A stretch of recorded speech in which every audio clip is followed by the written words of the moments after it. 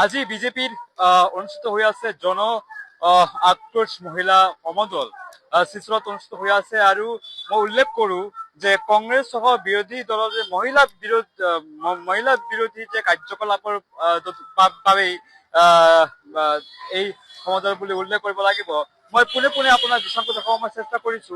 প্ৰায় হাজাৰ হাজাৰ মহিলাই শিলচৰৰ ৰাজপথ প্ৰায় কঁপাই তুলিছে বুলি উল্লেখ কৰিব লাগিব। মই উল্লেখ কৰিম যে বিৰোধী মিত্ৰ জোঁটে সংসদত যে সংসদত নাৰী সংৰক্ষণ বিলৰ যে বিৰোধিতা কৰিছে তাৰ বাবেই গোটেই ভাৰত জুৰি এই এখন প্ৰতিবাদৰ সৃষ্টি হৈছে, এখন প্ৰতিক্ৰিয়াৰ সৃষ্টি হৈছে। তদুপৰি আজি শিলচৰত দেখা পোৱা গৈছে, শিলচৰত বিজেপিৰ যে মহিলা সকল ৰাজপথত ওলাই আহিছে, প্ৰতিবাদ কৰিছে।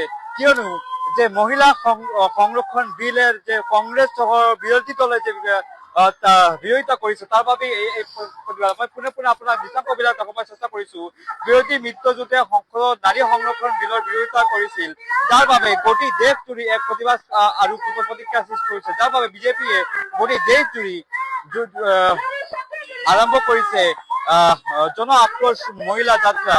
আৰু যাৰ বাবে আজি শিলচৰত দেখা পোৱা গৈছে মহিলা আক্ৰোশ জনযাত্ৰা হৈ আছে, য'ত হাজাৰো অধিক মহিলা শিলচৰ ৰাজপথত ওলাই আহিছে আৰু তাৰ বাবে ওলাই আহিছে আৰু ওলাই আহি তেওঁলোকে এই যে বিজেপি এই যে কংগ্ৰেছৰ যে কাৰ্যকলাপ, কংগ্ৰেছৰ যে নাৰীৰ যে অত্যাচাৰ, নাৰী বিৰোধী বাবে মই পোনে পোনে লগত কথা পতাৰ মই চেষ্টা কৰিছো। ইয়াতে বিভিন্ন মহিলাসকল আছে, মই তেখেতৰ লগত কথা পতাৰ মই চেষ্টা কৰিছো। কি কব? আমরা যে আমাদের এই আক্রোশ মিছিল একটা শুরু হয়েছে নরসিংতলা মাঠ থেকে, পুকুর পাড় থেকে। আমাদের মহিলাদের দাবি আমাদের 30% দিতে হবে। আর দ্বিতীয় কথা হচ্ছে, আমরা যদি বলে থাকি যে মহিলারা পুরুষরা সমান সমান 50-50%, তাহলে সেই ক্ষেত্রে বিরোধী দলরা এত যে কুষড়যন্ত্র করে যাচ্ছেন, সেটা আমরা মহিলারা কোনোভাবেই মেনে নিতে পারবো না। তার জন্য আমরা ধিক্কার জানাই কংগ্রেস বিরোধী দলকে, তার সাথে যারা যারা জড়িত রয়েছে। আমরা যদি মহিলারা যে সবকিছু পারি, আমরা যদি মহিলারা বলি আমরা নারী শক্তি, রাষ্ট্র শক্তি, মহিলা ঘর সামলাতে পারছে, মহিলা আজকে আকাশ পাতাল সব দিকে সব ফিল্ডে এক হয়ে যাচ্ছে। মহিলারা যেভাবে সর্বক্ষেত্রে মহিলারা এগিয়ে আছে, তো সেই ক্ষেত্রে বিরোধী দলরা যে কুষযন্ত্র করে মহিলাদেরকে দূরে সরাবার চেষ্টার জন্য যে বিলটা রাস্তাতে দেয়নি, তার জন্য আমরা ধিক্কার জানাই। আমরা এটা মানবো না। কংগ্রেস পন্থী নেতাদের যারা ওদের পরিবারতন্ত্র চালিয়ে যাচ্ছে, সেটা চলবে না। কারণ আমরা জানি আমরা মহিলারা আমাদের সর্বক্ষমতা আছে এবং এই সর্বক্ষমতা দিয়ে আমরা আজকে এই বিশাল র্যালি করছি। আমরা কোনোভাবেই এই বিরোধী দলের এটা মানছি না। আমরা ধিক্কার জানাই মমতা ব্যানার্জিকে, আমরা ধিক্কার জানাই কংগ্রেস পার্টিকে। আৰু আপোনালোকে দেখিছে প্ৰায় হাজাৰো অধিক মহিলাসকল ইয়াতে আহিছে আৰু আহি তেওঁলোকে এই প্ৰতিবাদৰ সাব্যস্ত কৰিছে। মোৰ লগত আছে বিজেপি কাছলা সভাপতি। কি কব এই যে মহিলা যে কংগ্ৰেছৰ যে মনোভাৱ, কি কব?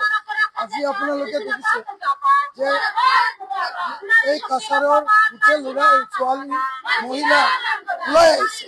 এইটো কাৰণ আপোনাৰ জানে যে যোৱা 16, 17, 18 3 দিন আপোনাৰ সংসদত যে বিল আহিছিল, যে মহিলা সংৰক্ষণ বিল, এই বিলটো পাছ হোৱা নাই। এটাৰ মূল কাৰণ হৈছে যে কংগ্ৰেছ এবং বিৰোধী ৰাজনৈতিক দল মিলি এই বিলটো পাছ কৰিব দিয়া নাই। আজি মহিলা ওলাই আহিছে যে কংগ্ৰেছৰ যে অগণতান্ত্ৰিক কাম, কংগ্ৰেছ আজিৰ দিনত যে মহিলা বিৰোধী হৈ আজি কংগ্ৰেছ মানে সাব্যস্ত হয়েছে। আপনারা জানে কংগ্রেস বিগত টাইমতো অনেক সময়খিনি কংগ্রেস কি করেছে যে দেশের ভাল ভাল বিল 370 ধারা বিল আপনি দেখিছে,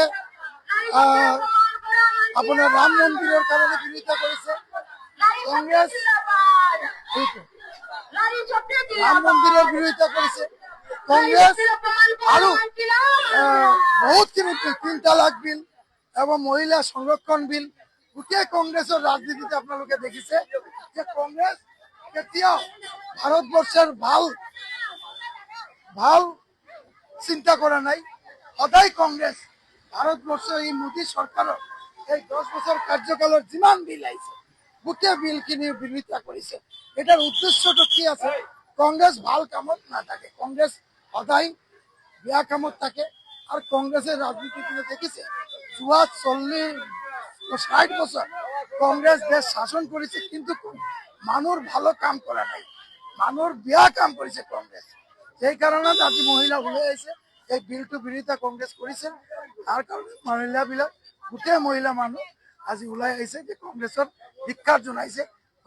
কংগ্রেস যাতে এই বিলৰ পৰা যে অপমানা কৰিলে মহিলাক, তাক আজি বিৰোধিতা কৰিবলৈ আজি মানুহ মহিলা ওলাই আহিছে। আৰু মই চেষ্টা কৰিছো, আপোনালোকে দেখিছে প্ৰায় হাজাৰ হাজাৰ মহিলাসকল ইয়াতে ৰাজপথত ওলাই আহি তেওঁলোকে এই যে কংগ্ৰেছ সহ বিভিন্ন বিৰোধী দলে যে এই যে বিলৰ যে বিৰোধিতা কৰিছিল তাৰ বাবেই এই প্ৰতিবাদ দেশজুৰি আৰম্ভ হৈছে।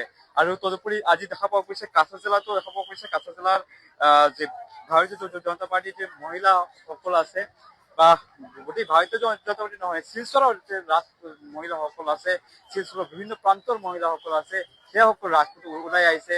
তেওঁলোকে এই যে কংগ্ৰেছৰ যে এই যে বিৰোধিতা তাৰ বাবে তেওঁলোকে প্ৰতিবাদ জনাইছে। প্ৰতিবাদ জনাই ইয়াতে প্ৰায় হাজাৰ হাজাৰ মহিলাসকল ইয়াতে আহি তেওঁলোকে এই যে জন আক্ৰোশ মহিলা সমদলত তেওঁলোকে যোগদান কৰিছে। আৰু আপুনি দেখিছে মই প্লেকাৰ্ড দেখাই আছো, দেশৰ নাৰী অধিকাৰ ভংগকাৰী ৰাহুল গান্ধী মুৰ্দাবাদ ধ্বনিৰে মুখৰিত হৈছে বডি চত্বৰ। আৰু যাৰ বাবে ইতিমধ্যে মই যদি কওঁ যে ইতিমধ্যে দেখা পোৱা গৈছে প্ৰায় হাজাৰ হাজাৰ মহিলাসকল ইয়াতে আহিছে, আহি তেওঁলোকে এই প্ৰতিবাদ কৰিছে। মই জানিম আৰু মহিলাসকল আছে, মই তেখেতৰ পৰা জানিম আজিৰ কংগ্ৰেছৰ যে মহিলাসকলৰ ওপৰত যে মনোভাৱ, কি ক'ব আপোনালোকে কি ভাবে?